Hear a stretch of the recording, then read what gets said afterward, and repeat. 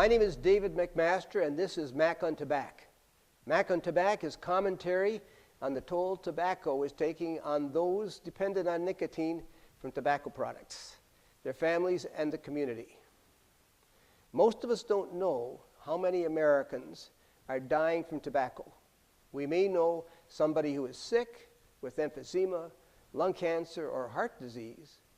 Most of us know a family member, friend, or neighbor who died from one or more of these killer diseases. Death by tobacco is a leading life taker in the United States of America. The largest number of death by tobacco victims are people with substance dependence and mental health disorders. Research indicates this large block of tobacco casualties account for 44% of the cigarettes smoked daily and annually. At the national level, this means that of the 430,000 tobacco deaths, 200,000 of them are those who suffer from alcoholism and other drug dependence, and those with psychiatric disorders. Do you know what this means? It means that people we know who have mental health or addiction disorders and smoke are getting sick and dying at from twice to more than 4 times the rate in the general population.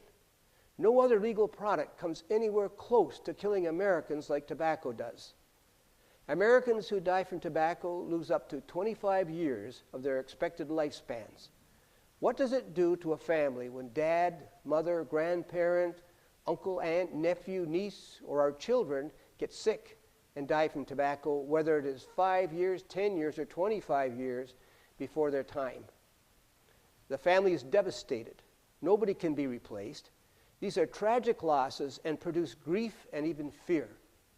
If the breadwinners are gone, families have to struggle to regain financial stability. The medical fact that tobacco causes the diseases that killed a person is not reported.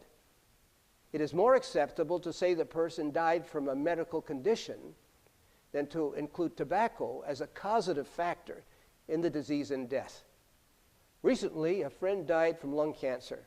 Death only took 30 days once this was diagnosed. Some family members do not believe that tobacco was the cause of death and downplay the smoking. Sadly, this is typical when it comes to death by tobacco. One of the reasons death by tobacco continues to be an unpleasant reality in our free enterprise market economy is that families do not protest or advocate for change.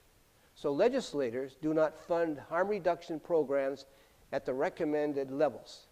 The 1,720,000 family victims who lose loved ones to tobacco every year are not pressuring them, nor do the millions who are in the death by tobacco pipeline themselves protest.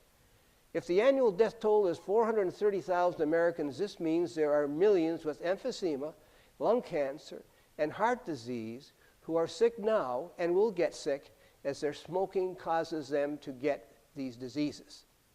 There needs to be an organization that motivates the castaway casualties of tobacco to band together. Families and community leaders who understand this issue and demand that our government creates and funds tobacco harm reduction programs.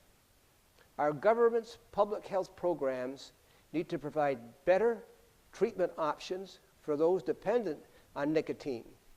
Let's be voices for change. This is Mac on Tobac. There'll be more on tobacco issues in our upcoming podcast.